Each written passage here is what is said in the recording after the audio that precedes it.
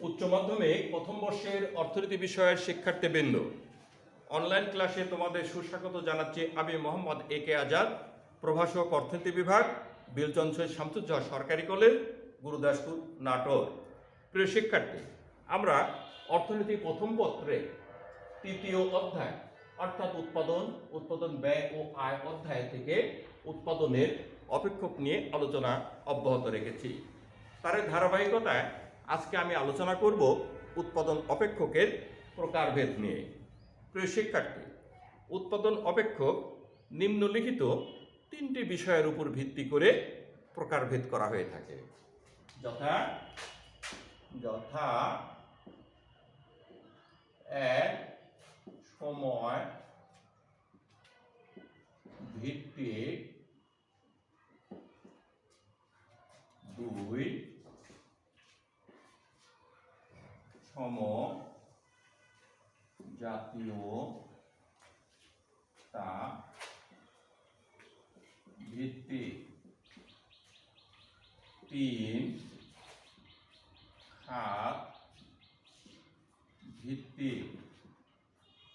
প্রিয় শিক্ষার্থী, সময়ের ভিত্তিতে উৎপাদন অপেক্ষক দুই প্রকার। কয় প্রকার? দুই প্রকার, যথা ক, স্বল্পকালীন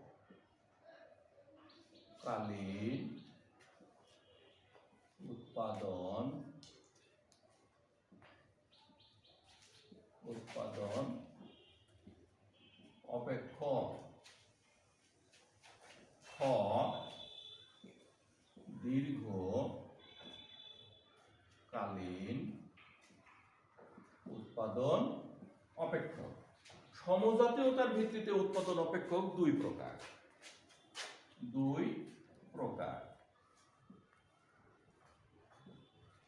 যথা ক, সমজাতীয় উৎপাদন অপেক্ষক, খ,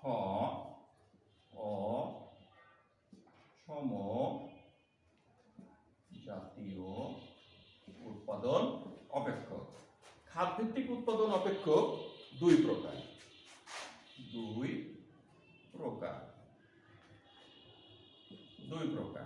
যথা ক, কৃষি খাতের উৎপাদন অপেক্ষক,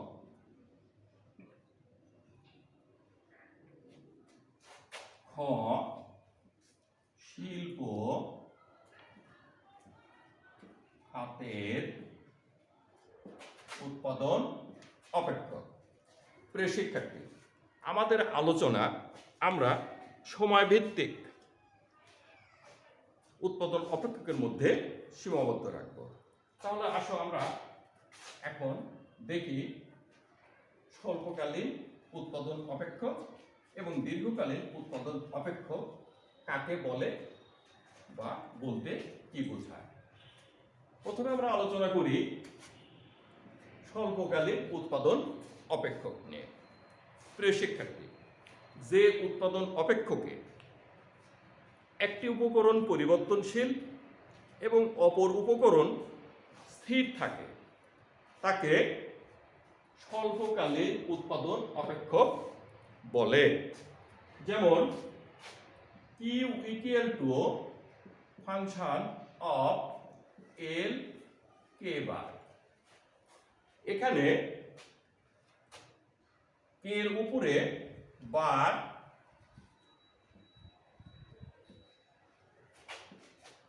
চিহ্ন ব্যবহার করে কে কে স্থির দেখানো হয়েছে। সুতরাং এই উৎপাদন অপেক্ষকে শ্রমিক বা এল পরিবর্তনশীল উপকরণ আর মূলধন বা কে স্থির উপকরণ। সুতরাং বলতে পারি যে উৎপাদন অপেক্ষকে একটি উপকরণ পরিবর্তনশীল, অপরটি স্থির থাকে, তাকে স্বল্পকালীন উৎপাদন অপেক্ষক বলে। প্রিয় শিক্ষার্থী, বিষয়টি আরো পরিষ্কারভাবে বুঝবার জন্য আমরা একটা উদাহরণ ব্যবহার করতে পারি।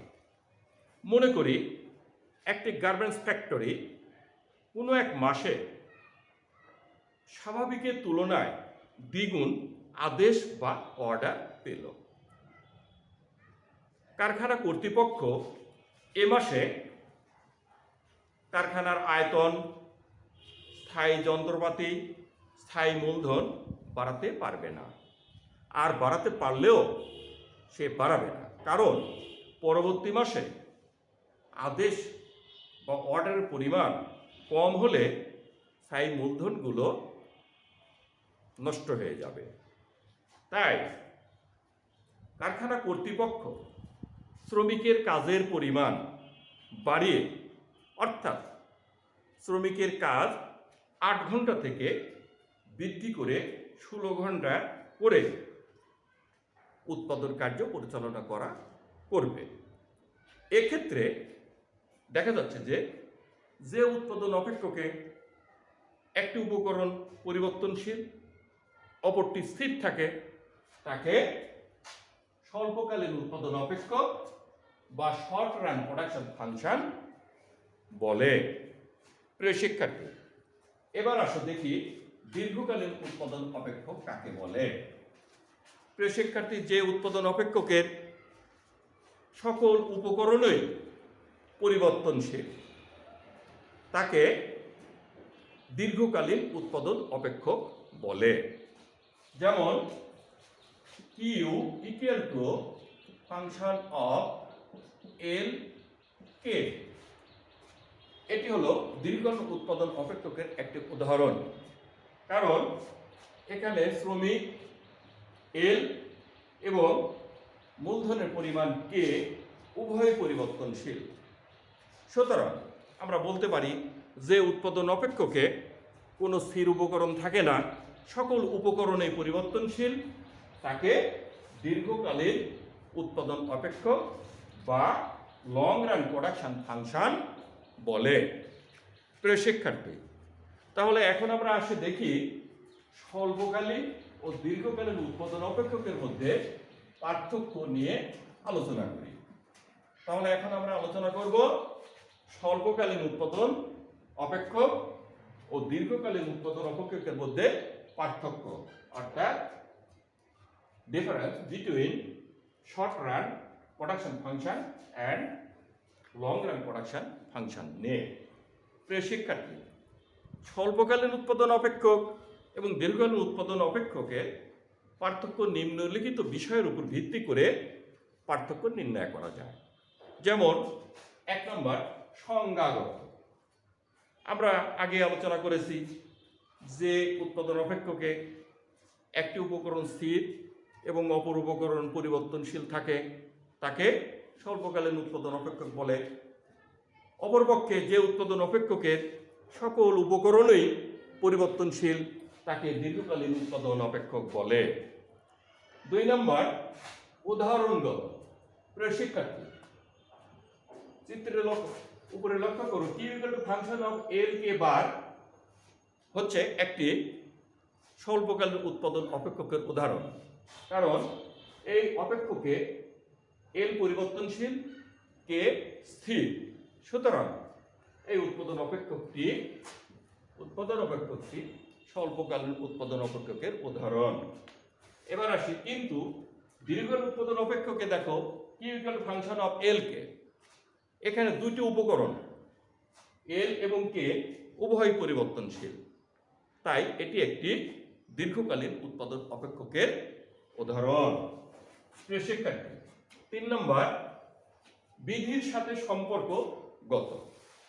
প্রিয় শিক্ষার্থী, স্বল্পকালে উৎপাদন বৃদ্ধির লক্ষ্যে পরিবর্তনীয় উপকরণ অনুপাত বাড়ানো হলে বা বাড়ালে উৎপাদনের পরিমাণে বা মোট উৎপাদনে যে প্রবণতা দেখা দেয়, তাকে পরিবর্তনীয় উপকরণ অনুপাত উৎপাদন বিধি বলে। সুতরাং স্বল্পকালীন উৎপাদন অপেক্ষক পরিবর্তনীয় উপকরণ অনুপাত উৎপাদন বিধি বা law of variable input production এর সাথে সম্পর্কযুক্ত। প্রিয় শিক্ষার্থী, অন্যদিকে দীর্ঘকালে সকল উপকরণ একই সাথে একই অনুপাতে পরিবর্তন করা হলে উৎপাদনে যে পরিবর্তন দেখা দেয় বা আসে তাকে মাত্রাগত উৎপাদন বলে। সুতরাং দীর্ঘকালীন উৎপাদন অপেক্ষক মাত্রাগত উৎপাদন বিধির সাথে সম্পর্কযুক্ত বা law of returns to scale এর সাথে সম্পর্কযুক্ত। প্রিয় শিক্ষার্থী, আরেকটি পার্থক্য নির্ণয় করা যায় চিত্রগত। প্রিয় শিক্ষার্থী, স্বল্পকালীন উৎপাদন অপেক্ষকের উপকরণ উৎপাদন সম্পর্কে নিম্নরূপ চিত্রের সাহায্যে ব্যাখ্যা করা যায়। চিত্রে লক্ষ্য করো কিউ ইকুয়াল টু এল কে বার। এখানে কে স্থির, এল পরিবর্তনশীল। স্বল্পকালে কেবলমাত্র শ্রমিকের পরিমাণ বাড়িয়ে মোট উৎপাদন বা টিপি পরিবর্তন বা বাড়ে। উৎপাদনের প্রথম দিকে শ্রমিক নিয়োগ বৃদ্ধি করা হলে মোট উৎপাদন ক্রমবর্ধমান হারে বৃদ্ধি পায়। এরপরেও শ্রমিক নিয়োগ বাড়ানো হলে টিপি বা মোট উৎপাদন ক্রমহ্রাসমান হারে বৃদ্ধি পেয়ে সর্বোচ্চ হয় এবং সর্বোচ্চ হবার পরও শ্রমিক নিয়োগ বৃদ্ধি করা হলে টিপি কমতে থাকে।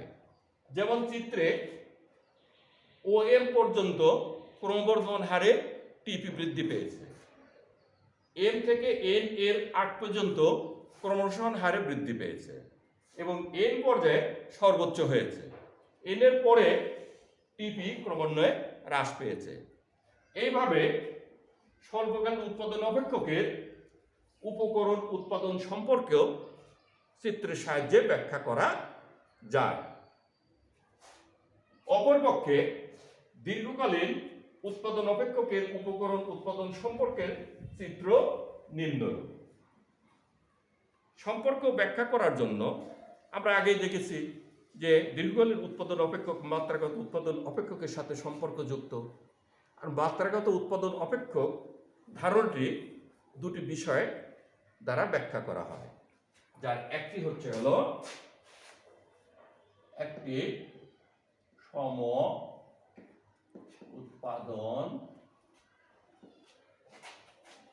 রেখা ব্র্যাকেটে আইসো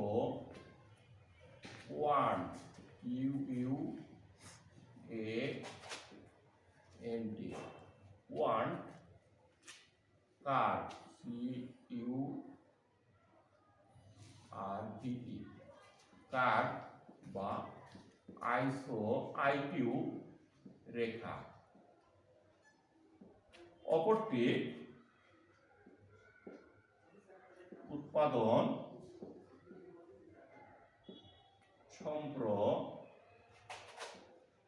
সম্প্রসারণ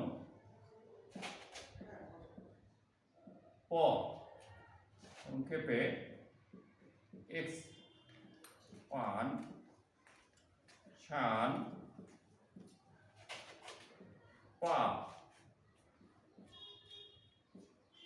বা ইপি রেখা সাহায্যে ব্যাখ্যা করা যায়। তাহলে প্রিয় শিক্ষার্থী, প্রথমে আমরা জানি যে সম উৎপাদন রেখা কাকে বলে। প্রিয় শিক্ষার্থী, যে রেখা সকল বিন্দুতে ব্যবহৃত দুটি উপকরণের বিভিন্ন সংমিশ্রণ থেকে সমান বা একই পরিমাণ উৎপাদন নির্দেশ করে তাকে সম উৎপাদন রেখা বা আইসোকোয়ান্ট কার্ভ বা আইকিউ রেখা বলে। প্রিয় শিক্ষার্থী, চিত্রে লক্ষ্য করো IQ1, IQ2, IQ3 তিনটি সম উৎপাদন রেখা ব্যবহার করা হয়েছে। প্রথম IQ1 রেখাতে 50 একক করে দ্রব্য নির্দেশ করা হয়েছে, IQ2-তে 100 একক করে দ্রব্য নির্দেশ করা হয়েছে, আর IQ3-তে 150 একক করে দ্রব্য নির্দেশ করা হয়েছে। আর চিত্রে এখন আসি উৎপাদন সম্প্রসারণ পথ। ইপি হলো এমন একটি রেখা যে রেখার উপরস্থ প্রতিটি বিন্দুতে একটা নির্দিষ্ট পরিমাণ দ্রব্য পাবার জন্য ব্যবহৃত উপকরণ সমূহের মধ্যে অনুপাত নির্দেশ করে। চিত্রে ও ইপি রেখার উপরস্থ এ বি সি তিনটি বিন্দু মূলধন এবং শ্রমিকের মধ্যে শ্রমিকের এ বি সমান সমান বিসি অর্থাৎ 1:1 অনুপাত হারে শ্রম মূলধন বাড়ানো হয়েছে তা নির্দেশ করছে। চিত্রে লক্ষ্য করা যায় প্রান্তিক উৎপাদন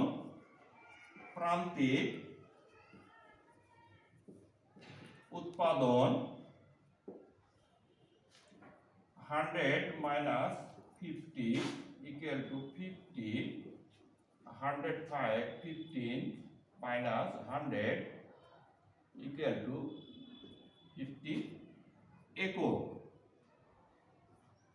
অর্থাৎ স্থির হারে বৃদ্ধি পেয়েছে। এইভাবে সম উৎপাদন রেখা এবং ইপি রেখার সাহায্যে দীর্ঘকালীন উৎপাদন অপেক্ষকের উপকরণ ও উৎপাদন সম্পর্ক চিত্রের সাহায্যে ব্যাখ্যা করা যায়। প্রিয় শিক্ষার্থী, আজকে এ পর্যন্তই।